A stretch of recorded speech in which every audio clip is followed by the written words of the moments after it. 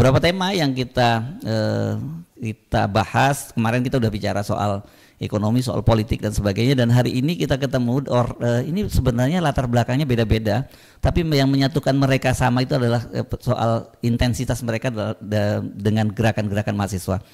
Dr. Bivitri Susanti kita tahu sebagai ahli hukum tata negara, terima kasih sudah hadir. Kang Ubed ini masih terus aktivis sampai sekarang ya, dosennya aktivis gitu, dan juga Bung Gede ya, ini juga dari Infus. Namanya kok Infus ya, kayak Infus Indonesian Future Studies ya, tapi singkatannya Infus. Saya tahu tiga-tiganya ini intens terus bertemu dengan gerakan-gerakan mahasiswa. Saya nggak mau menyebutnya mendalangi atau aktor intelektual gitu, banyak orang nyebutnya karena itu konotasi apa? Diundang ya, nggak.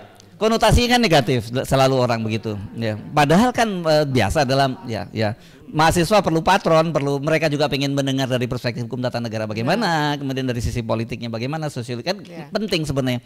Tapi dalam negara seperti kita ini gitu ya, sekarang yang kemudian ada stigma yang negatif terhadap gerakan-gerakan mahasiswa yang kemudian kata presiden kemarin makar dan terorisme, kita nggak tahu siapa yang dimaksud gitu.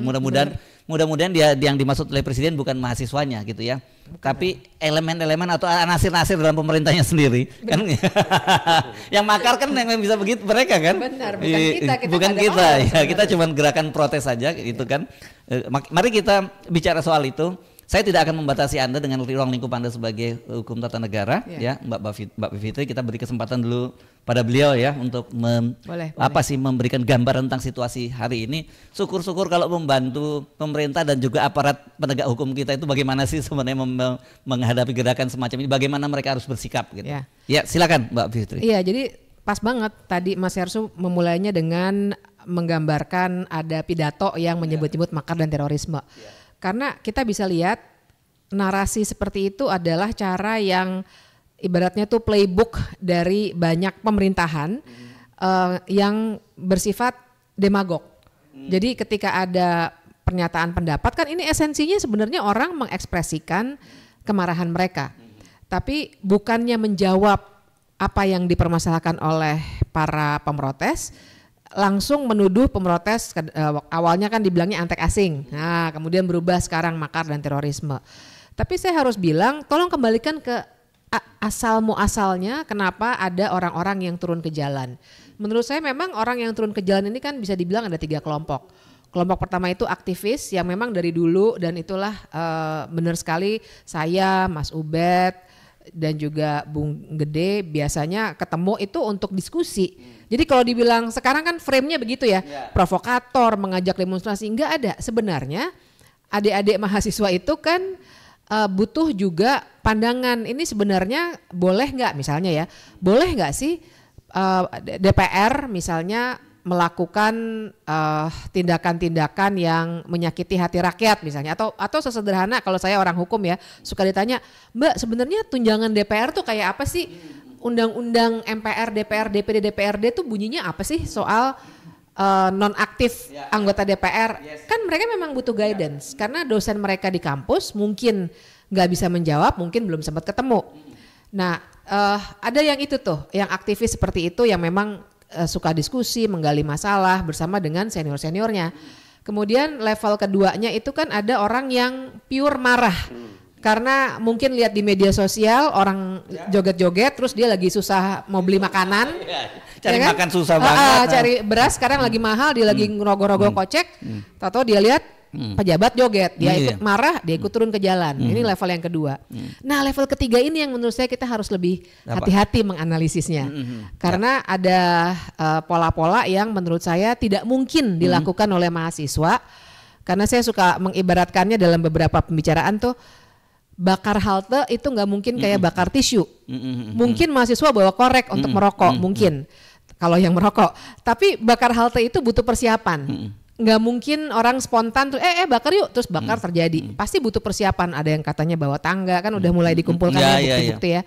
Ada yang bawa bensin mungkin dan seterusnya. Dan itu pola sama ya, setiap dari unjuk rasa ke unjuk rasa yang lain. Benar, itu kan terjadi 2000 berapa itu? 2000 di depan Bawaslu ya. Depan Bawaslu juga 2019. 2019. Iya, itu terjadi. Bahkan 1998 kan juga begitu. Iya, iya. Nah, jadi yang golongan atau kelompok ketiga inilah Free riders atau penumpang free gelap riders lah ini, ya. kita menurut saya sih kita semua nggak ada yang setuju. Maksudnya sebencinya kita pada orang-orang yang lagi kontroversial itu, kalau saya kira kita Jangan semua sebenci lah, sepakat semarah-marahnya lah ya. semarah-marahnya Iya. ya, benar-benar itu lebih pas. Iya, lebih pas, Semarah-marahnya kita sama Iya. mereka, ya kita nggak mendukung pencurian kan Yes. misalnya atau penjarahan. Tapi itu memang bukan kita gitu. Nah jadi situasinya sekarang seperti itu sehingga yang terjadi adalah narasinya dibawa ke gimana caranya membungkam kritik itu. Salah satu caranya selain satu narasi tadi ya, dibilang teroris, dibilang makar, dibilang antek asing. Tapi yang kedua pakai hukum. Pakai hukum ini yang agak ngeri nih. Karena mulai menurut saya ya secara hukum saya siap berdebat juga tuh. Karena banyak yang mengada-ada yang pakai akun Instagram yang isinya informasi dibilangnya menghasut dan seterusnya. Banyak lah kalau kita bicarakan nanti banyak detail hukumnya di situ.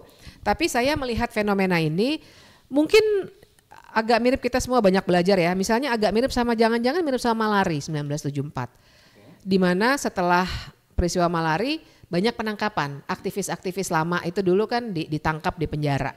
98 beda karena setelah itu ada perubahan politik yang sangat signifikan sehingga itu tidak terjadi penangkapan. Walaupun 96 terjadi kan. Setelah Kuda Tuli terjadi bahkan sampai penghilangan. Tapi rezim baru kemudian justru membebaskan kan begitu. Benar. Yeah. Nah sekarang yang terjadi mungkin kayak 96 atau kayak 74 di mana situasinya seperti ini, maka yang akan dilakukan segera membungkam aktivis, admin-admin akun-akun Instagram dan lain sebagainya. Nah ini saya kira yang sekarang ini tengah terjadi. Tujuannya pasti menimbulkan ketakutan karena sudah mulai banyak yang telepon. Misalnya barusan aja ada yang, Mbak ini video yang kayak gini perlu take down gak ya? Saya ngeri nih, katanya ntar dibilang menghasut. Saya bilang gak apa-apa misalnya gitu ya. Tapi sekarang ini semua gampang dicari-cari pasalnya gitu. Ibaratnya pasal yang gak pernah dipakai aja sekarang dicari di laci-laci gitu. Karetnya itu molor banget ya, bukan hanya pasal karet ya. Iya, dan tujuannya itu kan menimbulkan ketakutan, orang jadi diem, yang gak terlalu berani, yang gak punya jaringan udah mingkem aja semua. Akibatnya ini mungkin nggak akan berlanjut, tapi menurut saya cara-cara ini justru mesti kita tandingi gitu ya. Saya agak ragu kalau dinyatakan tidak akan berlanjut karena situasinya kan sebenarnya kita sebut seperti ranting kering itu di mana-mana ya, terutama kemiskinan, kesenjangan itu yang menjadi penyebab ya. Benar. Ya kalau cuman sekedar karena orang marah karena tidak ada faktor itu sih mungkin bisa. Tapi kalau situasi semacam ini menurut saya justru jangan dihadapi dengan represif, tapi harusnya akar persoalannya apa dan betul. Itu yang diselesaikan gitu loh. Iya, harusnya memang akar masalahnya karena kalau masih begini maka benar sekali orang masih kesulitan cari beras, yang kelas menengah ke atas beli bensin juga sekarang susah gitu misalnya, mereka akan mudah sekali nanti tersulut. Mendingan kalau pemerintah mau serius ingin mengatasi akar masalahnya, berikan kebijakan-kebijakan. Oh setelah ini dalam 3 bulan kami akan A, B, C, D. Misalnya seperti itu ya. Tapi bukan dengan malah makar, teroris. Itu malah makin panas nanti suasananya. Dan itu ya yang saya kira harus kita soroti bareng-bareng. Dan yang jelas harusnya sih ada semacam tim pencari fakta nih di titik ini. Karena yang meninggal sudah terlalu banyak. 1 orang meninggal pun udah gak boleh ya. Kita ini bukan cuma angka kan nyawa manusia. Berapa update terakhir ya? Kemarin 10. 10 betul ya. Tapi yang ditangkap saya tadi barusan baca dari LBH sudah 3.000-an. Itu ya seluruh Indonesia ya? Seluruh Indonesia. 3.000 itu gede banget itu. Besar sekali. Oh ya ada yang hilang. Karena Kontras juga mengumpulkan data yang hilang. Jadi mendingan bikin tim mencari fakta. Nanti dari situ baru diusut yang benar siapa yang melakukan pembakaran dan seterusnya.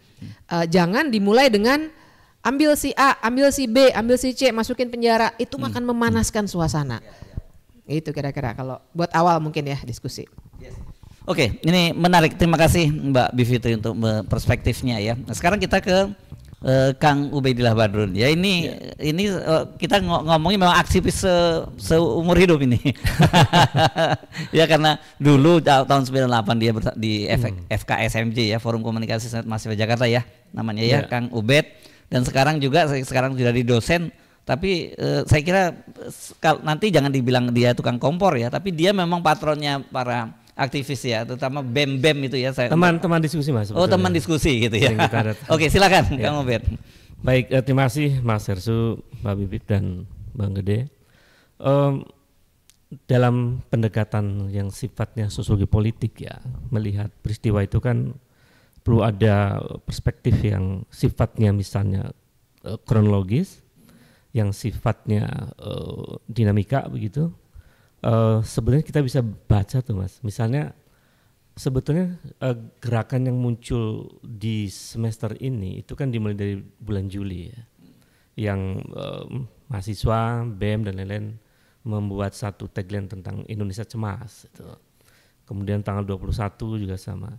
Tapi beberapa hari setelah itu muncul tuh semacam provokasi di media sosial yang saya juga tidak tahu ini siapa itu. Tiba-tiba ngajak masyarakat untuk menuju ke DPR tanggal 25 Agustus. Lalu banyak teman-teman mahasiswa bertanya, ini siapa? Saya bilang, oh ini silent actor. Artinya bukan lahir dari sebuah diskursus yang dalam di kalangan aktivis lalu kemudian bergerak. Enggak. Nah karena dia bersifat silent actor, saya lihat, ini saya kira mahasiswa tidak tepat kalau ikut komando yang tidak jelas itu. Itu menjelaskan tanggal 25 mahasiswa enggak ada ya? Iya. Jadi tidak ada. Ada sebagian kecil hanya untuk menyelamatkan isu ya. Itu di wilayah selatan tuh ya, kelompok-kelompok gerakan mahasiswa bersama rakyat itu. Tapi itu masa sangat cair. Tapi setelah itu kemudian mengalami eskalasi. Nah berbeda kemudian setelah Afan Kurniawan dilindas itu. Nah begitu Afan Kurniawan dilindas 28 malam itu melahirkan satu emosi publik yang meluas, empati ya terhadap Afan. Dia adalah ojol begitu. Jadi martir lah dia ya. Iya, dia ojol yang sehari-hari mencari nafkah untuk keluarga, tapi dilindas dengan peristiwa sangat tragis ya. Karena prosesnya saya lihat tuh begitu dia ditabrak sebetulnya berhenti nih, mau berhenti sini. Mestinya kan bisa mundur atau balik kanan kan memungkinkan, tapi dia lanjutkan. Jadi itu peristiwa tragis itu dan kemudian menjadi berita internasional dan di mana-mana itu membangun empati publik yang luar biasa. Nah baru setelah itu tuh aksinya makin luar biasa ya. Sekarang di mana-mana dan di daerah-daerah muncul itu bentuk empati sebetulnya terhadap peristiwa itu. Nah mahasiswa yang saya amati itu fokusnya kemudian beralih ke Polda. Waktu itu sampai bisa nembus Polda itu karena mereka ingin kawan-kawannya ditangkap untuk dikeluarin. Kalau yang di Kuitang itu ojol tuh kebanyakan. Kuitang ojol itu ojol karena kan common enemy-nya ke Brimob misalnya. Iya, Brimob ya. Jadi eskalasinya luar biasa dan mahasiswa menuntut teman-temannya dibebaskan, kemudian termasuk juga agenda-agenda lain yang menyangkut misalnya minta pemberhentian anggota DPR dan sebagainya. Nah begitu kasus Afan Kurniawan muncul, lalu muncul narasi Kapolri diberhentikan dan seterusnya. Jadi saya melihat kenapa ini masa begitu mudah terpicu. Dalam studi sosial movement, kalau kita meminjam banyak perspektif ya, seperti seni teror dan lain-lain itu, dia mengatakan bahwa gerakan ini bisa membesar karena ada trigger. Ada pemicu dan itu membangun apa yang disebut sebagai kesadaran kolektif dari banyak. Nah, karena momentum ini dianggap sebagai momentum yang pintu bagi kelompok-kelompok kritis untuk masuk, masyarakat yang sudah mengalami 5 tahun terakhir itu mengalami penderitaan, kecewa dengan praktek demokrasi dan lain-lain, itu muncul semacam akumulasi kekecewaan sebetulnya. Ya. Jadi tumpah ruahnya massa di banyak daerah itu sebenarnya akumulasi kekecewaan. Nah sayangnya saya melihat aparat ini nggak bisa membedakan antara demonstrasi yang murni dengan gagasan-gagasan yang saya kira sangat baik itu positif begitu, dengan mereka yang melakukan tindakan penjarahan dan kekerasan lainnya, pembakaran dan sebagainya. Yang parahnya yang bakar siapa, yang ditangkap siapa gitu. Ini kan para penangkapan yang semena-mena aja tidak dibenarkan, apalagi menghubungkan penangkapan itu dengan pembakaran. Itu berbeda aktor yang saya analisis ya, berbeda aktor karena itu sebetulnya ini warning sebetulnya bagi elit politik bahwa masyarakat itu sudah terlalu banyak kecewa. Ya, mahasiswa, komunitas pelajar, bayangkan Mas, dari 2019 misalnya ketika mahasiswa melakukan aksi reformasi di korupsi, kan tidak didengar juga oleh elit. Lalu kemudian Omnibus Law dan lain-lain sampai kemudian ketika DPR mau merubah undang-undang pilkada lalu muncul gerakan Indonesia Darurat, itu baru didengar tuh. Itu setelah kemudian banyak elemen-elemen politik dan gerakan itu kemudian berteriak luar biasa. Tapi secara umum hampir seluruh aspirasi publik itu tidak dipenuhi oleh elit dalam 5 tahun terakhir. Hampir seluruhnya. Di saat yang sama kinerja DPR juga buruk. Saya cek tuh dalam 5 tahun misalnya ada program legislasi nasional, itu sebenarnya ada 270-an kurang lebih, tapi yang dikerjakan cuma 27. Jadi hanya 10% dari agenda legislasi yang seharusnya dilakukan oleh DPR. Jadi kekecewaan publik pada DPR itu juga luar biasa. Ditambah lagi joget-joget lah. Dan itu saya kira ada faktor juga ya, pola rekrutmen di legislatif itu yang lebih pada KKN gitu ya, anak siapa dan siapa gitu ya. Itu nanti bahasan sendiri, tapi itu menyumbang faktor itu kan, kinerja yang buruk tadi itu ya. Iya, betul. Jadi memang itu akumulasi dari banyak kekecewaan. Nah, pemicu lainnya adalah rendahnya kualitas komunikasi politik, komunikasi publik dari elit. Jadi bayangkan misalnya DPR dikritik, tapi narasinya kita tolol sedunia. Nah itu kan, jadi saya nggak mau mulai kalimat itu, tapi saking buruknya gitu, saking buruk. Jadi betapa miskinnya ya elit politik itu dalam hal kemampuan untuk membangun komunikasi politik yang baik begitu. Respon DPR seperti itu, dan maaf tuh respon Prabowo juga sebagai presiden seperti itu. Saya heran begitu dia merespon sendirian, lagi pidato lagi, nggak ada panglima, nggak ada Kapolri. Kemudian narasinya tidak menyentuh persoalan. Apa sih penyebab dari meluasnya gerakan ini? Tapi langsung narasinya di ujungnya kan meskipun dia berusaha untuk mengundang ormas-ormas, kemudian partai politik, tapi sangat menurut saya tidak menyelesaikan persoalan, apalagi kemudian menuduh di balik ini ada makar, ada teroris. Saya kira kita harus kritik Prabowo dalam konteks ini ya, karena lemah sekali ini komunikasi politiknya, menurut saya harus banyak yang dikoreksi. Saya khawatir ini juga bisa jadi karena data yang diterima oleh presiden tidak, saya kira ya, sehingga dia menafsirkan sesuai dengan informasi yang masuk. Artinya situasi semacam ini berbahaya bagi sebuah negara dalam konteks negara ya. Kalau kemudian tuntutan tidak dipenuhi sampai sekarang, misalnya mahasiswa menuntut ini tidak dipenuhi, kan sebenarnya sederhana Mas.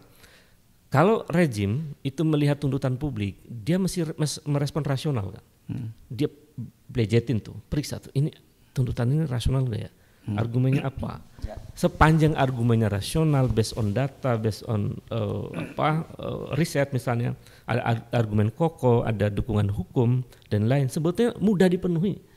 Misalnya apa? Misalnya membatalkan tunjangan DPR, itu harusnya cepat di hari itu. Tapi kan telat. Tapi ya udah dilakukan sekarang kan. Itu sebenarnya hari itu pada saat dia pidato sendiri, langsung dia bisa minta, saya minta kepada partai politik DPR untuk membatalkan itu. Tapi kan itu tidak dilakukan. Akhirnya gelombang gerakan kemudian muncul misalnya. Kemudian misalnya ketika Afan Kurniawan meninggal, itu kan tuntutan publik misalnya menyebutkan bahwa Kapolri diberhentikan misalnya. Kenapa dia tidak mau memberhentikan Kapolri? Itu kan pertanyaan publik ya. Dan padahal itu bukan tuntutan yang baru sebenarnya soal pemberian Kapolri. Tapi kan Prabowo nggak bisa. Dia tidak menjelaskan argumen rasional apa yang membuat dia tidak melakukan itu, bukan tidak bisa. Itu kan, tidak melakukan itu. Itu tidak clear juga. Kemudian misalnya tuntutan-tuntutan lain ya, misalnya tidak ada jaminan dari elit untuk misalnya melanjutkan atau membicarakan tentang undang-undang perampasan aset misalnya. Dan lain-lain. Jadi banyak sekali tuntutan-tuntutan dari publik yang tidak direspon secara rasional oleh elit. Itu yang menyebabkan tersumbatnya aspirasi, dan kemungkinan ledakan sosial itu akan terus terjadi ya sangat mungkin karena aspirasi tidak pernah didengar. Mbak Bibip sering bilang ya tidak adanya meaningful participation di situ misalnya. Itu yang menyebabkan sebetulnya publik atau bahkan mahasiswa masih terus bersuara.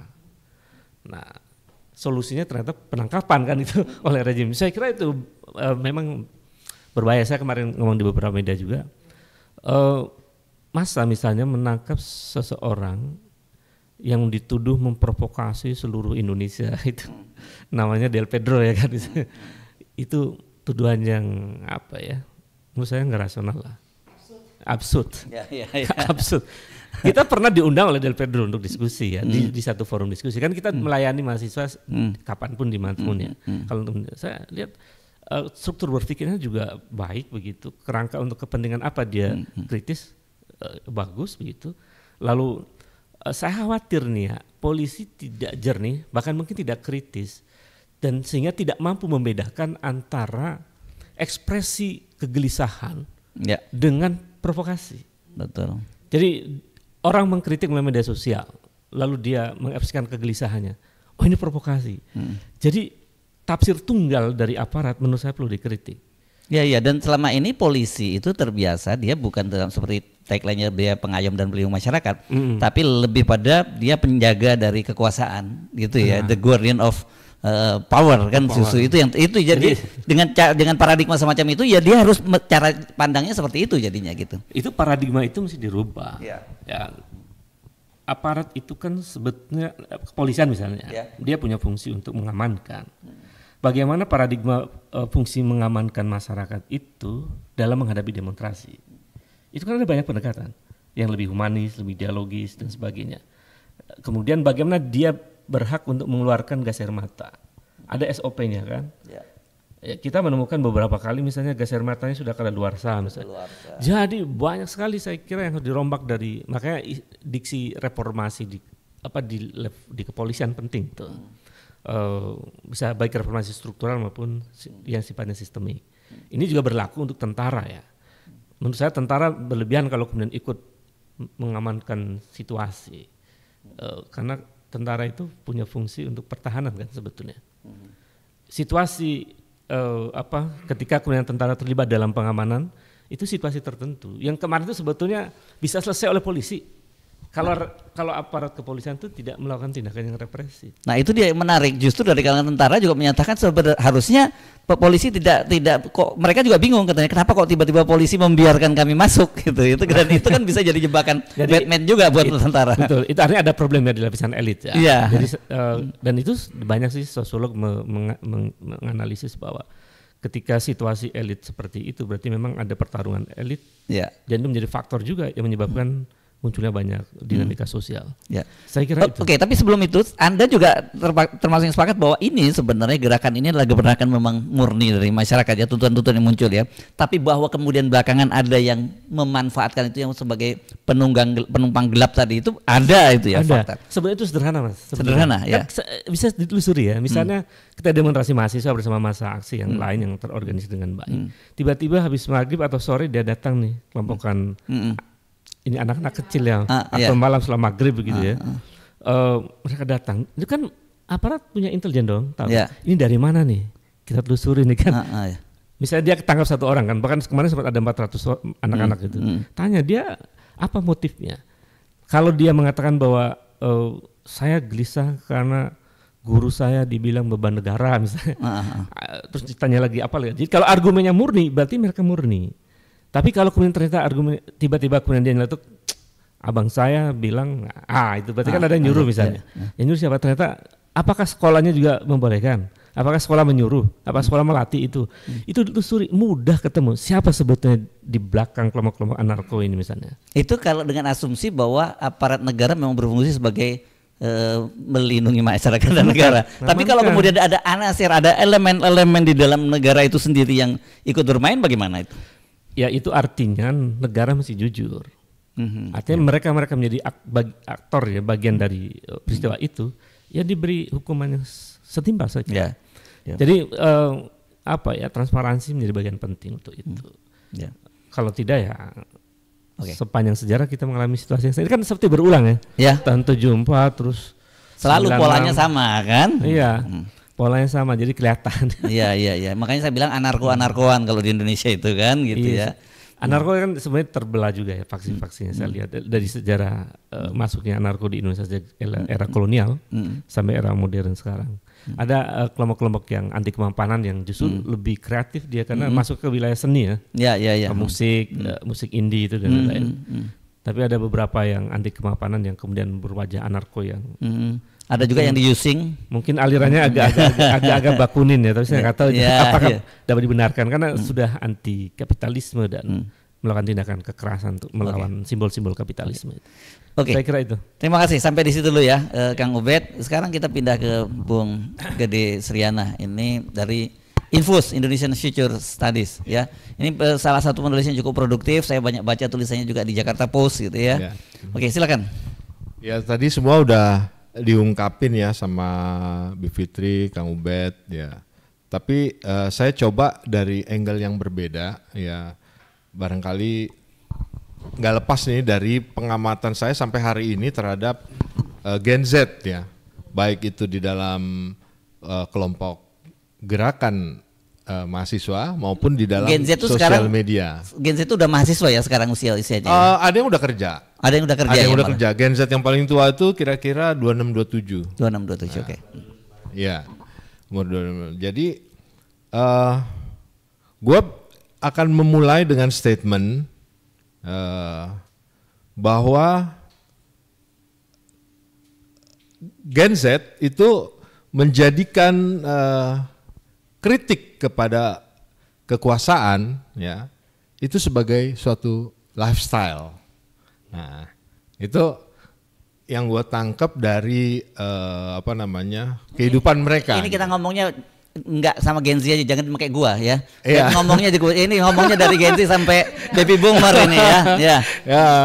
Jadi gini, kalau kita kutip Profesor Renald Kasali, Gen Z itu sebagai strawberry generation. Kenapa? Karena dia tuh indah buat dietalase, warna merah kayak strawberry gitu. Tapi dia sebenarnya rapuh. Ya, dia sulit mengatasi konflik, ya, sulit mengatasi emosinya sendiri gitu ya. Nah, dampaknya dari sebutan atau karakteristik sebagai strawberry generation ini menyebabkan dia menjadi sensitif terhadap sesuatu atau segala sesuatu yang dianggap mengancam kehidupan dia. Gitu. Jadi apakah itu nanti misalnya uang kuliah naik, bisa itu pajak penghasilan buat yang mulai kerja nih, ya potongan-potongan, sampai kepada udara bersih, kemudian kerusakan alam. Nah itu di mata dia tuh udah sebagai suatu ancaman gitu. Nah kalau gue lihat walaupun katakanlah Gen Z ini punya kontribusi terhadap kemenangan Prabowo Gibran kemarin, di satu sisi ya dia juga menagih janji, gitu loh. Mana janji lo kampanye? Dan dia mudah marah, gitu loh. Mudah marah ketika apa yang menjadi janji-janji dalam kampanye presiden itu sampai sekarang nggak terwujud. Gitu. Nah, ini membuat mereka melakukan protes. Itu kan sebenarnya tuntutannya sederhana kalau buat Gen Z ya sekarang. Satu, yang masih kuliah, kuliahnya murah. Kedua, lulus bisa cepat dapat kerja. Faktanya hari ini, mereka kan pasti tanya senior-seniornya, lu udah kerja, masih nganggur bro, gitu loh. Yang udah kerja juga begitu, ribut kalau misalnya katakanlah potongan buat jam sostek bertambah, kemudian pajak penghasilannya, kehidupan dia mulai dibatasi segala macam, nah, subsidi dikurangin. Ini yang membuat Gen Z ini merasa hidupnya tuh udah gak nyaman, udah penuh ancaman. Nah, ditambah lagi kan di keluarganya, bapaknya hidupnya susah, kena PHK, ibunya masak istilahnya duitnya kurang. Nah, sehingga muncul di omongan mereka ini sebagai apa? Sandwich generation. Generasi yang kejepit. Kalau kita ngumpul sama mereka, itu omongannya, ini gue ngutip lagi ya, bukannya gue nih ngomong, mereka yang ngomong. Bro, lu ini juga sandwich generation kata kayak gue. Kenapa? Karena dia harus nanggung bapaknya yang mungkin sekarang udah PHK atau baru pensiun, sakit, dan dia juga harus membiayai adiknya yang masih kuliah. Ini kayak Avan ya, Avan ini kan sandwich generation dan cilakanya dia cuma lulusan SMP itu. Nah, iya kan? Gajinya UMR pula. gitu loh, gajinya UMR pula. Nah itu omongan sandwich generation ini itu sudah umum di kalangan Gen Z gitu. Nah jadi gue melihat perkembangannya ini di kalangan mereka itu ternyata ini sudah terjadi definisi pengertian dari aktivis. Aktivis hari ini nggak kasih kayak dulu lagi, gitu. Jadi mereka kerja masing-masing ya, kan mulai nih ya, baru setahun 2 tahun kerja ya. Tapi mereka aktif, Mas Hersu, aktif mengkritik situasi. Di mana? Di media sosial ya? Di media sosial. Jadi artinya mereka itu sudah menjalankan peran aktivis tanpa melabeli dirinya sebagai aktivis. Tapi mereka ini terorganisir atau enggak? Enggak terorganisir. Justru inilah kenapa yang terjadi hari ini adalah yang ditangkap emangnya ini. Coba lihat, yang ditangkap kebanyakan adalah netizen yang followernya banyak. Gitu loh. Netizen yang followernya banyak, yang mempunyai kemampuan untuk melakukan pembentukan opini ya, atau membalikkan narasi-narasi yang dibangun oleh katakanlah pemerintah gitu. Coba kita mundur ke belakang, bulan Juni ada hasil survei dari siapa tuh? LSI ya kalau nggak salah.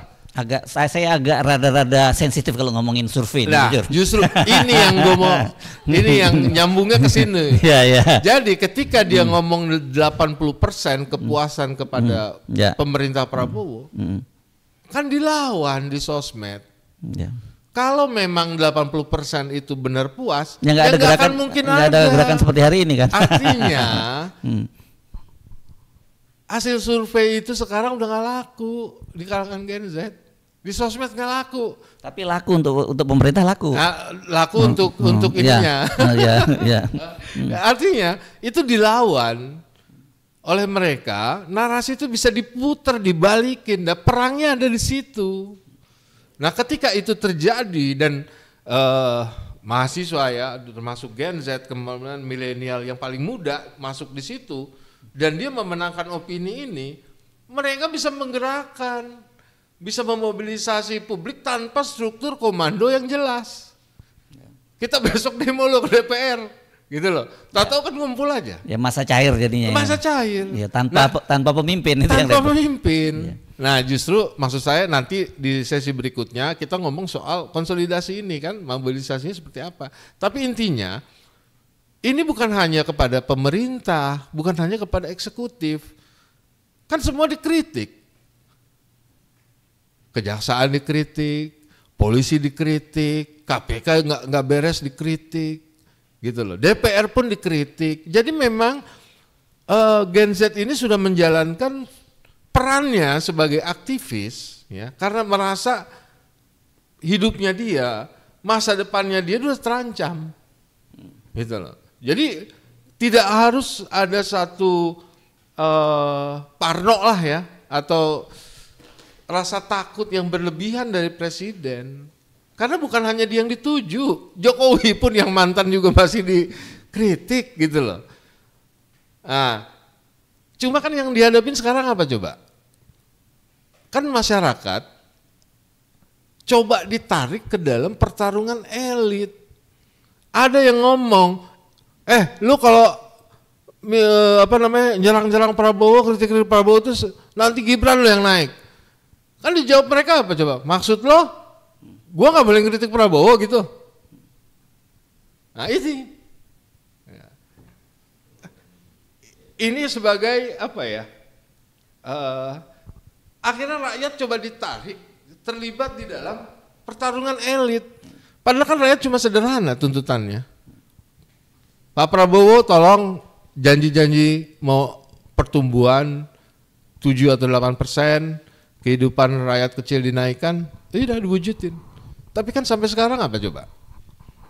Ya, artinya kita jangankan ngelihat outcome-nya ya. Kalau kita mau jujur nih, nggak usah outcome-nya lah, on track-nya aja nggak sampai.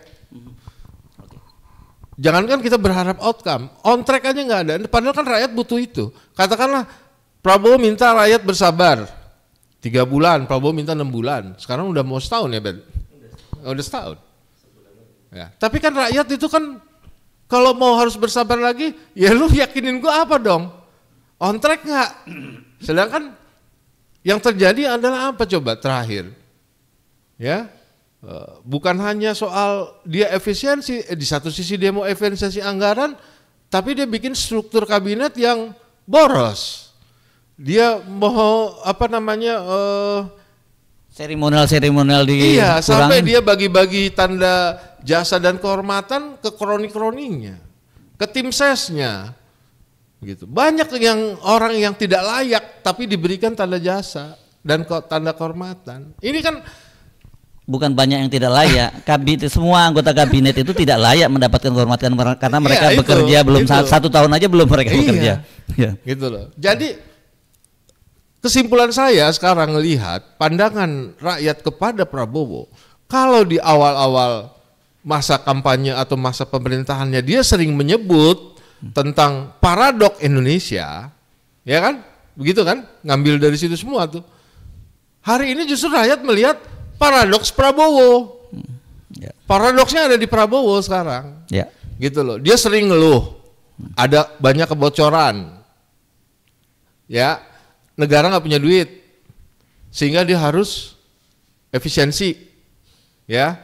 Negara harus cari utangan, bener nggak gitu kan? MBG, wah dia punya gagasan nggak punya duit segala macam.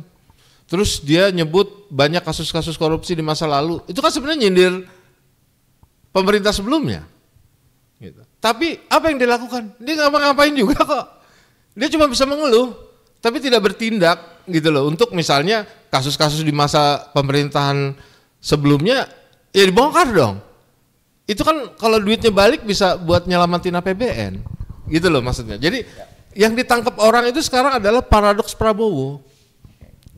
Itu aja. Ya, Anda berhenti dulu sampai paradoks Prabowo ya. Ya, yes.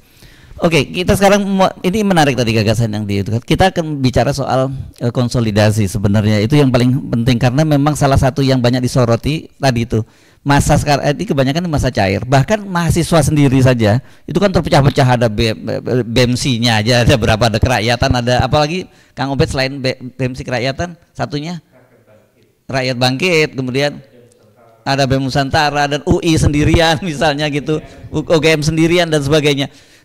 Dan kemudian kalau kita lihat civil society, terutama kita senior, kita membayangkan tahun 98 misalnya ada orang-orang seperti Pak Amin Rais, ada seperti Sri Sultan, Gus Dur, Ibu Mega dan sebagainya. Sekarang kan juga kita nggak punya yang seperti itu ya. Nah ini menarik untuk kita lihat bagaimana ini kita mengkonsolidasi ini terus berhadapan dengan pemerintahan yang seperti sekarang ini. Sebenarnya kalau dibilang cair total sih sebenarnya tidak ya. Yes. Karena ada penelitian misalnya dari ARCUI kerjasama dengan Polgov UGM yang mencoba untuk menunjukkan fenomena gerakan sosial hari-hari ini. Bagaimana anak-anak muda mengorganisasikan diri. Jadi betul bahwa mereka menolak menolak model-model seperti NGO. Ya, maksudnya menolak tuh dalam arti saya nggak perlu tuh untuk ikut dalam organisasi-organisasi yang sudah dominan gitu. Tapi mereka juga punya kecenderungan ada organisasi-organisasi yang kecil-kecil yang kita namakan saja kolektif gitu. Nah kolektif-kolektif itu menarik sekali. Ada yang kolektif membaca buku karena saya sering berinteraksi dengan mereka ya. Ada kolektif menari, ada kolektif musik dan seterusnya. Nah jadi dalam penelitian itu digambarkan ada model yang namanya gerakan rimpang.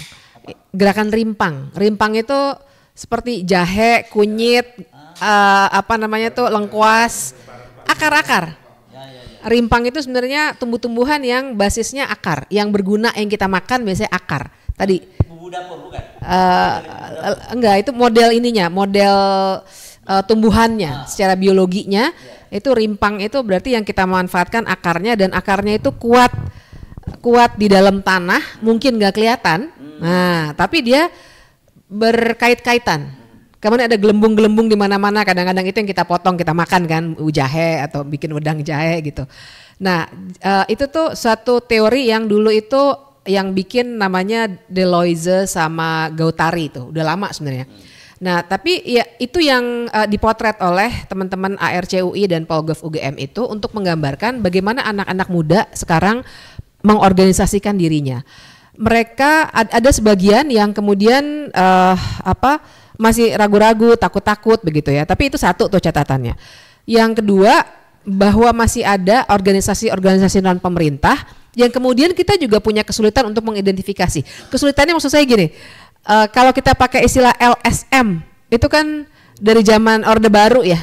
Sebenarnya itu ciptaannya Orde Baru bahkan. Kalau mau pakai istilah perundang-undangan, istilahnya adalah sebenarnya ormas. Tapi ormas kita punya asosiasi ormas Islam, ada juga yang model-model GRIP gitu ya, massa gitu basisnya betul. Tapi intinya adalah gerakan-gerakan ini memang punya kecenderungan mereka nggak menunggu satu komando seperti tahun 98 atau bahkan sebelumnya. Jadi ada yang menarik juga tuh, ada bukunya Vincent Bevins yang ngarang The Jakarta Method. Nah, dia juga ngarang buku baru bukunya yang judulnya If We Burn. Intinya dia memotret 10 tahun terakhir. Berarti kalau nggak salah buku itu terbit tahun 2023 deh. 10 tahun terakhir itu dia memotret bagaimana pola gerakan sosial anak-anak muda di beberapa negara. Jadi belum membahas hari ini di Indonesia ya, walaupun Vincent itu dulu menulis The Jakarta Method tadi. Tapi dia belum kesini sekarang. Nah, jadi yang dia potret adalah anak-anak muda itu punya kecenderungan memang jalan sendiri-sendiri. Kalau istilahnya Bung Gede tadi kayak cair gitu. Tapi mereka memang bukan tipikal yang butuh pemimpin besar gitu, kayak misalnya 98 dulu ada tokoh-tokoh tadi ya, misalnya ada Amin Rais, ada Gus Dur dan lain sebagainya. Di negara-negara itu dia tidak menganalisis Indonesia, belum. Dia bilang mereka jalan sendiri, efektif kayak di Hong Kong, kayak di beberapa tempat lainnya ya. Efektif karena mereka pakai metode baru yang dulu kita nggak punya, yaitu media sosial. Nah, tapi kritik dia adalah dengan model seperti itu tanpa koordinasi, yang akan terjadi hanyalah gerakan-gerakan yang kecil-kecil. Dia tidak transformatif. Nah, jadi si Vincent Bevins ini kemudian bilang, oke, kalau kalian maksudnya anak-anak muda memang modelnya seperti itu dengan media sosial, dengan cara mereka kan sekarang beda banget ya. Kadang-kadang kan anak-anak muda zaman sekarang tuh kumpul misalnya berempat gini, bisa-bisa mereka semua sebenarnya sambil pegang HP, nggak ngomong gitu kan. Tapi memang begitu, dan kalau saya udah berdamai dengan itu dulu, saya masih suka marah-marah, ngobrol dong gitu. Tapi memang begitu gaya mereka. Nah, katanya dalam buku itu dia bilang, oke, kalau kalian mau begitu, kalian nggak akan mencapai gerakan yang sifatnya transformatif, melakukan perombakan yang besar. Kalau mau perombakan yang besar, kalian tuh harus well connected.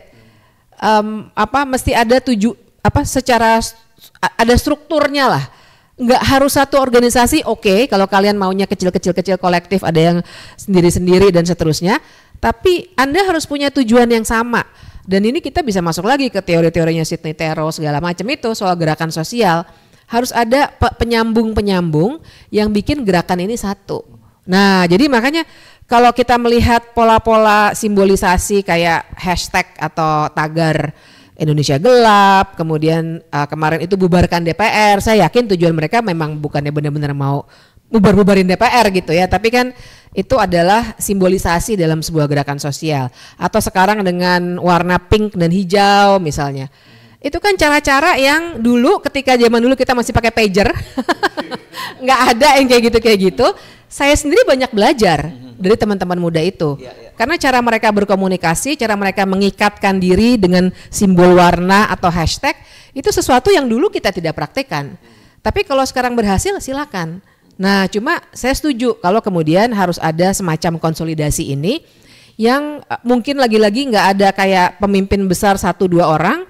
Tapi mesti ada istilahnya anak sekarang kan connecting the dots gitu. Jadi masing-masing kelompok yang kecil-kecil itu tetap mesti punya satu pengikat yang bisa bikin mereka tahu mereka nih lagi ngomongin apa sih. Kayak yang terjadi seminggu ini kan ada satu titik, saya yakin semua yang senior-senior ini juga mikirin gitu di satu titik. Ini sebenarnya tuntutannya apa? Ya, banyak banget, karena kan dulu kan 17 tambah 8 nah yang ini ada 17 tambah 8. Tapi memang begitu gaya mereka, menurut saya sih fine gitu. Asal memang terumuskan. Itu soalnya kan. Dengan segala macam tadi Bung Gede juga ngomong, kita kan sebenarnya mengkritik soal pajak lah, MBG lah, Koperasi Merah Putih, banyak sekali. Tapi kalau untuk mengikat sebuah gerakan yang tadi misah-misah, nggak bisa kita sendiri-sendiri. Oke, kelompok ini ngomongin cuma pajak, kelompok ini cuma ngomongin soal DPR, nggak ada transformasi.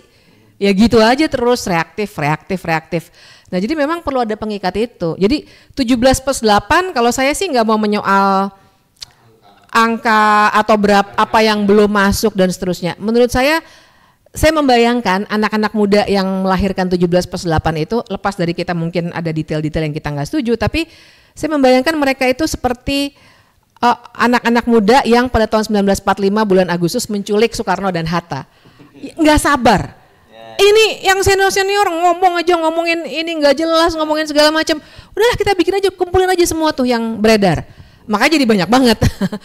Tapi itu upaya untuk mereka untuk oke, kita tuntut yang benar nih. Kita kasih deadline tanggal 5 kan deadline-nya ya, 1 minggu itu untuk yang 17 poin misalnya. Enggak apa-apa. Tapi itu cara mereka. Nah, tinggal kita gimana untuk lebih jauh mengkonsolidasikan ini karena kelihatannya juga nggak ada respon. Jadi setelah tanggal 5 jadi ngapain? Nah, dan kita kepinginnya tentu saja sesuatu yang lagi-lagi sifatnya lebih besar perubahannya. Nggak hanya mecat si A, si B atau menonaktifkan si A, si B, si C, tapi gimana caranya supaya secara sistem di DPR itu berubah. Misalnya, oke, parpol nggak bisa lagi sekedar menyusun daftar caleg berdasarkan nama anaknya elit atau yang punya uang banyak atau selebriti, tapi harus jadi kader minimal 5 tahun misalnya gitu. Jadi punya kapasitas politik, nggak harus S3 lah gitu kalau untuk jadi politikus kan. Nah, yang penting kapasitas politik. Tapi kan itu berarti mesti masuk dalam agenda perubahan. Nah, itu yang kita mesti dorong tuh supaya meaningful, nggak cuma kerjaan kita nggak nyuruh orang partai mecat orang kan. Kerjaan kita adalah membereskan apa yang berantakan di Indonesia gitu. Ini menarik ya kalau kita ngomongin soal itu tadi ya, karena saya teringat kemarin diskusi kita di sini kemarin ada Profesor Sigit Rohadi yang dia menyatakan bahwa ini kalau buruh, kelompok kelas menengah dan buruh itu bersatu dan ada yang memimpin, itu katanya pemerintahan Prabowo dan Gibran itu selesai tahun ini. Jadi artinya ada seorang leader. Nah, oke, saya coba memahami apa yang disampaikan oleh Mbak Bivitri tadi tentang bagaimana anak-anak muda sekarang. Tapi kan ini kita ngomong ya soal pepatah lamanya. Pepatah Cina lama bilang begini. Kalau mau berjalan cepat, kamu jalan sendirian. Tapi kalau mau berjalan jauh, kamu harus jalan bersama-sama. Atau kalau kita ngomong orang Islam, itu ada hadis Nabi juga menyatakan begini. Kalau kamu mau jalan berdua, itu pilih salah satu di antara kalian untuk jadi pemimpin. Nggak bisa tuh, lu nggak sampai-sampai tuh kalau jalan berdua aja nggak ada yang jadi pemimpin. Itu saya kira bentuk catatan, yaitu filosofi lama yang menurut saya tetap saja itu terjadi. Kalau tadi itu kan masih berserak-serak, fragmented jadinya gerakan itu ya. Nah, coba kita konfirmasi ke Kang Ubed, bagaimana kalau dari sisi mahasiswanya sekarang? Ya. Ini saya jadi teringat ini bukunya siapa? Simon Bowman yang tahun 2006 sekitar atau 2007 gitu. Dia nulis buku judulnya Liquid Modernity. Dia menggambarkan situasi era abad ke-21 yang begitu cair ya, yang susah untuk diikat. Seperti minyak lah atau zat kimia tertentu, mau minyak goreng atau apa, dikumpulin dia ngumpul tuh Mas. Tapi kemudian lepas sendiri. Jadi itu gambaran dari Simon Bowman untuk menunjukkan bahwa abad 21 ke sini, di mana teknologi informasi berkembang dan lain-lain, bahwa betapa cairnya kehidupan sosial, politik, ekonomi dan seterusnya. Nah, situasi ini berbarengan dengan perkembangan digital society yang sangat kompleks, sehingga kemudian ada narasi yang menarik, manusia di zaman ini atau generasi baru yang didominasi oleh generasi Z di Indonesia yang 27% itu memang situasinya mengalami minimnya ontological deep di situ. Jadi kedalaman ontologisnya itu tidak seperti yang mungkin generasi-generasi sebelumnya. dicirikan dengan misalnya quick response dan lain-lain. Jadi dia belum dalam tuh membaca sesuatu misalnya, tapi lihat judul berita saja sudah langsung respon gitu. Itu juga seiring dengan kecepatan informasi yang begitu luar biasa di era digital ini. Nah, situasi ini ada plus minusnya sebetulnya. Di satu sisi karena quick response yang begitu luar biasa di generasi ini, ketika ada isu sesuatu yang sangat sensitif menyangkut ketidakadilan misalnya represi, itu dengan cepat menyebar, Mas. Dan tanpa berpikir mendalam direspon. Jadi kelebihan dari social movement sekarang sebetulnya karena itu diantaranya kecepatan yang luar biasa untuk merespon peristiwa lalu kemudian terjadi gelombang besar.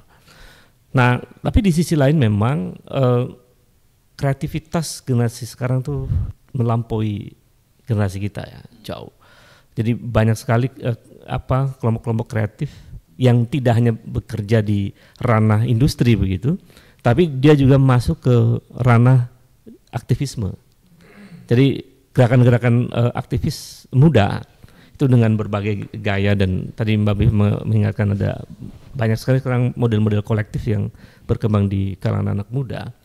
Itu mampu menciptakan simbol-simbol tertentu misalnya, atau mengadopsi simbol generasi mereka yang secara kultural itu populer seperti misalnya bendera One Piece misalnya dan seterusnya. Jadi gerakannya mereka mampu untuk memproduksi yang bersifat simbolik, yang simbol-simbol itu kemudian dijadikan sebagai alat perlawanan misalnya dengan tagar tertentu misalnya dan seterusnya. Jadi ini menarik sebetulnya. Tetapi memang ketika saya bertanya kenapa kalian tidak menunjuk atau mengangkat pemimpin di antara kalian di zaman mereka itu, ini banyak faktor sebenarnya menyebabkan. Pertama, saya kira saya termasuk yang menganut bahwa leader itu lahir secara natural. Jadi kita nggak bisa memaksakan kamu leader, kamu ambil alih gerak. No.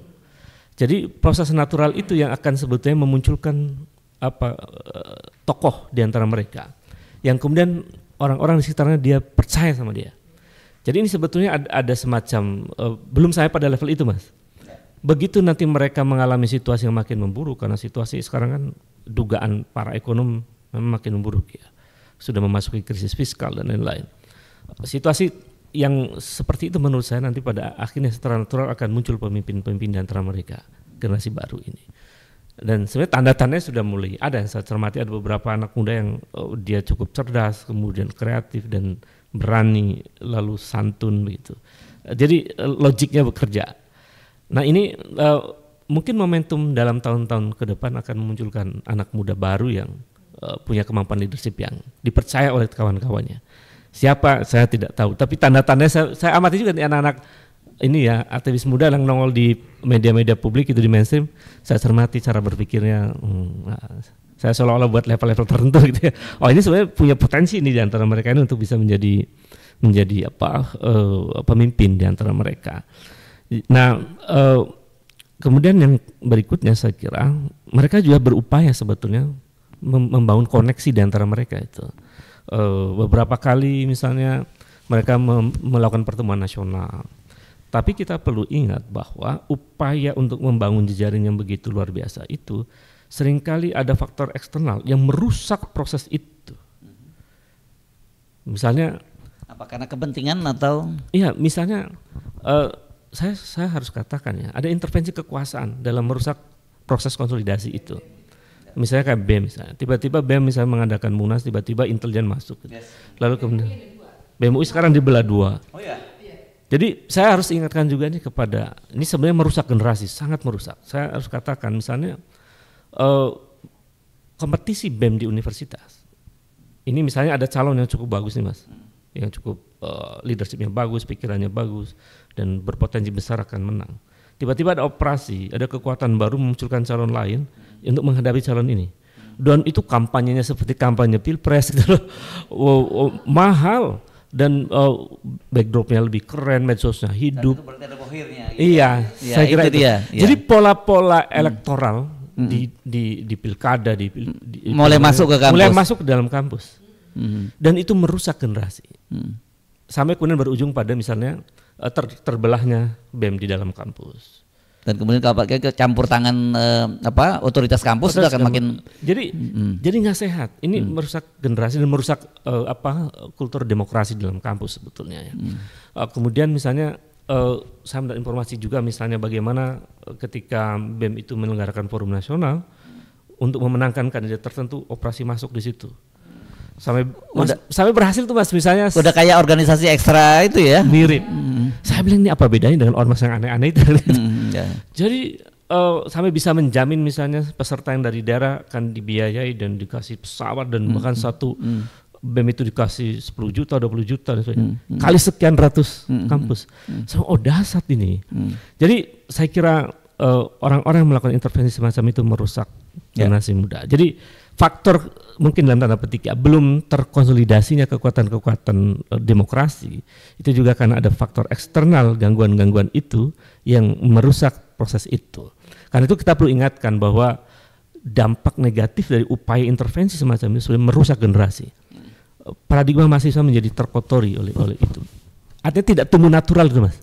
Karena kita sebenarnya ingin kampus-kampus itu membuka ruang yang lebih terbuka agar mereka itu jadikan organisasi sebagai laboratorium terbaik mereka dan mereka natural untuk berkompetisi, sehat ya, berdiskusi dan berkembang secara ilmu pengetahuan dan lain-lain. Jadi saya kira itu faktor-faktor lain yang mempengaruhi. Jadi ada faktor eksternal memang zamannya sudah berubah. Iya, betul. Betul. Di antara mereka berubah, tapi juga ada faktor eksternal yang masuk dari kekuasaan. Modal yang masuk. Iya, iya. Ya, saya kira itu Mas. Ya. Oke, sekarang setelah Kang Obed sekarang Bung Gede itu. Jadi kalau gua lihat nih, apakah itu by design atau enggak, fenomena yang terjadi di kemarin nih, demo-demo protes besar ini, itu seperti satu sintesa dari berbagai peristiwa yang terjadi di masa lalu ya. Kita lihat di menjelang 65 itu Presiden Soekarno kan asik dengan gagasan besarnya, dengan nasakomnya, dengan politik luar negerinya. Ini kan kelihatan sekarang. Pak Prabowo kan lebih lebih excited gitu kayaknya kalau dia menjadi tokoh yang diakui ya di internasional, ngomong gagasan besar, MBG. Padahal kan itu kan proyek jangka panjang. Perut lapar hari ini kan. Nah, kemudian kita lihat lagi tahun 74 ya. Atau lompat dulu deh ke 98. Kemarin kan ada penjarahan-penjarahan. Ya, sekali lagi saya bilang bahwa ini apakah itu by design atau enggak? Tapi ada sintesa dari berbagai peristiwa. Apakah cuma itu? Enggak juga. Kita lihat tahun 74. Ada perang ASPRI antara ASPRI-nya Presiden Soeharto dulu kan. Nah, jangan-jangan di sini adalah pertarungan dari orang terdekatnya Prabowo. Ya kita nggak tahu. Kayaknya iya sih. Nah, jangan Anda bilang nggak tahu ya. Nah, okay. Jadi ini artinya ini kan ada sintesa dari berbagai peristiwa. Tapi itu kan hanya hanya bumbu-bumbu di itu. Oke, tapi makanya akar persoalannya sebenarnya clear ya, situasi ekonomi yang memburuk sekarang ini. Bahkan di masa lalu pun itu kan hanya perubahan politik kekuasaan aja, tidak menghasilkan suatu perubahan sosial, rakyat lebih sejahtera, kan nggak menyentuh itu. Nah, maksud saya kita bicara konsolidasi ke depan, bahwa dengan bukti pengalaman-pengalaman di masa lalu, kan kita punya pengetahuan, ya, nah, kita punya konteks hari ini dengan Gen Z-nya.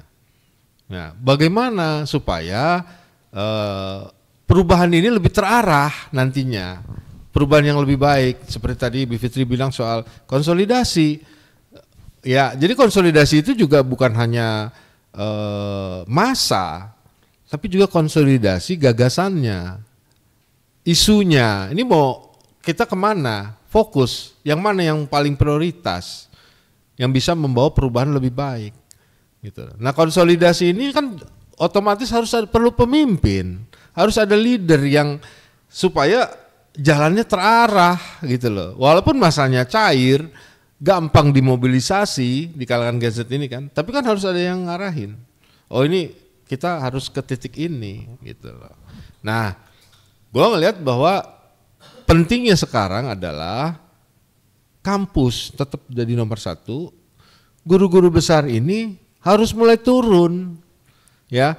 Selama 10 tahun kan banyak kampus yang dikooptasi, ya, nggak bisa ngapa-ngapain guru besar di era Jokowi itu. Nah sekarang kan kemarin kalau nggak salah UI ya, udah ngasih contoh kan, nah, rektornya melepas gitu loh, itu kan dukungan moral. Melepas pengunjuk rasa maksudnya ya? Iya, melepas untuk pergi protes. Ya, ya itu bagus tuh langkah yang Dan bagus ini ya. juga langsung mematahkan tudingan makar. Masa mahasiswa mau makar dilepas sama rektor? Ini cara yang bagus menurut saya. Jadi harus bergerak ini semua kampus. Guru besar harus turun. Gitu. Bersama mahasiswa udah. Untuk mematahkan juga bahwa kita ini tuntutan kita adalah protes yang murni gitu loh. Tuntutan kita untuk rakyat. Bukan bagian dari pertarungan antar elit gitu. Front kita adalah rakyat dengan penguasa. Jangan kita dibawa ke front di antara pertarungan elit. Nah itulah, jadi peran guru besar ini yang harus kuat. Karena apa? Saya ngelihat bahwa kemarin aja kan Unisba Bandung ya, Bet, udah ditembakin gas air mata. Enggak, katanya kena angin aja Ya, masuk ke tapi rektor Unisbanya sempet bahwa itu tidak terjadi lemparan, tapi kan akhirnya kan ya itu tadi langsung marah mahasiswanya, diralat.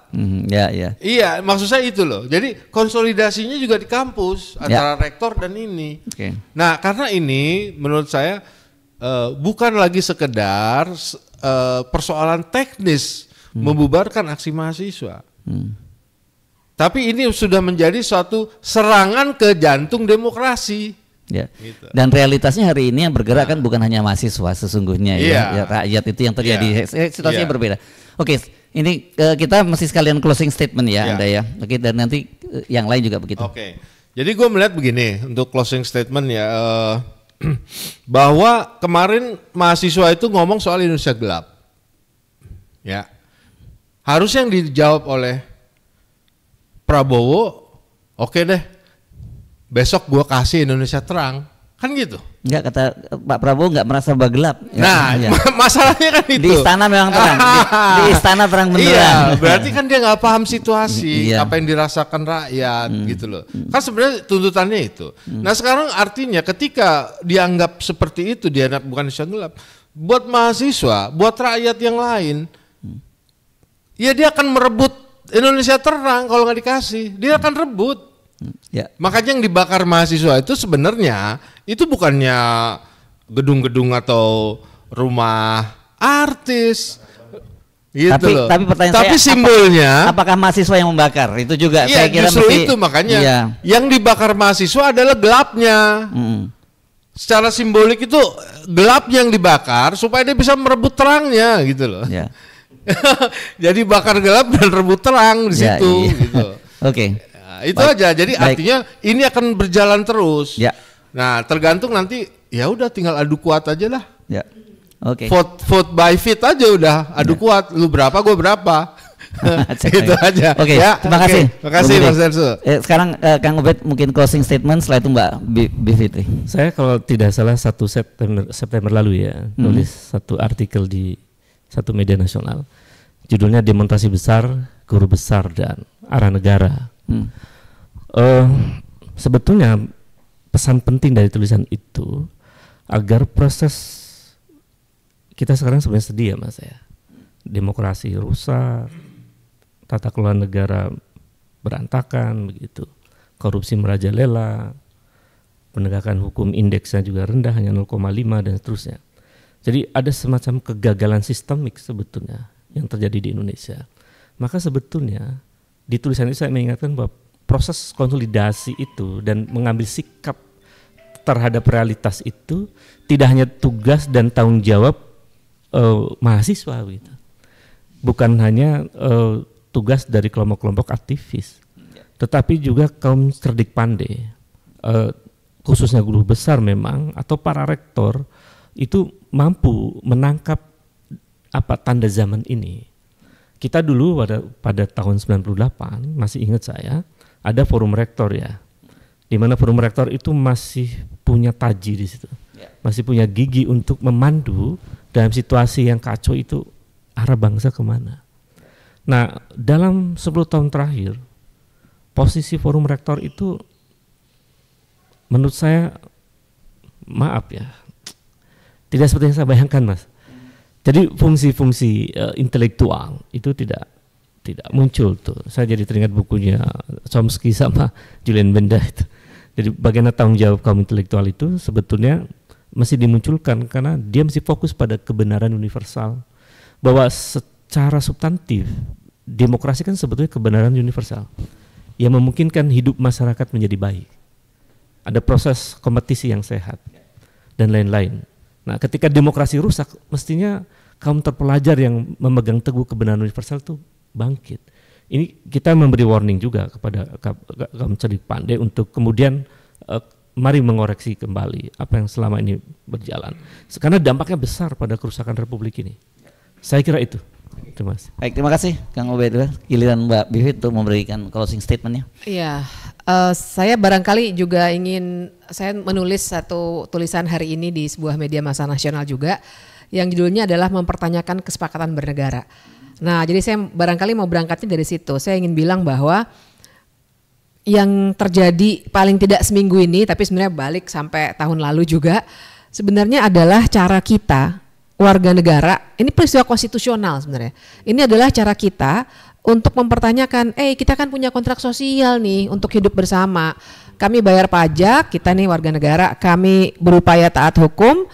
Sebelah sana yang kita pilih melalui pemilu itu memberikan pelayanan publik, memenuhi hak-hak, melindungi hak kita. Tapi kok nggak ada nih imbal baliknya, ini ada pelanggaran kontrak nih, gitu. Kita kan sebenarnya bilang gitu ya, Anda melanggar kontrak nih. Tapi caranya adalah salah satunya dengan demonstrasi, dan demonstrasi memang cara yang sah secara konstitusional gitu. Jadi saya ingin menutup pembicaraan kita dengan mengatakan sebenarnya kepada para penguasa ini, para pengurus negara yang sebenarnya kita pilih itu, bahwa yang dilakukan seminggu ini adalah sebenarnya bermula dari peristiwa di mana kami itu minta hak kami sebagai warga negara. Anda harusnya merespons itu. Bahwa kemudian ada tadi ya pembakaran dan seterusnya, sekali lagi cek dulu, ini bukan orang-orang yang awalnya bergerak gitu. Nah jadi dengan itu maka tolonglah responsnya itu bukan justru dengan mengkriminalkan. Saya baru dapat pesan lagi bahwa ada satu lagi kawan yang langsung ditahan hari ini juga di Jakarta, temennya Pedro juga. Jadi bukan dengan itu meresponnya, tapi dengan menyelesaikan masalah-masalah yang selama ini akhirnya sudah memuncak seminggu ini. Tadi ya masalah di DPR, masalah efisiensi, ekonomi juga sangat menekan warga. POV-nya kata anak zaman sekarang ya, point of view-nya itu antara kita dengan penguasa tuh beda sekali begitu. Makanya mereka gelap, enggak gelap gitu kan, enggak nyambung. Jadi barangkali mesti di tembok pembatas antara rakyat jelata ini dengan penguasa tuh harus diruntuhkan dulu gitu.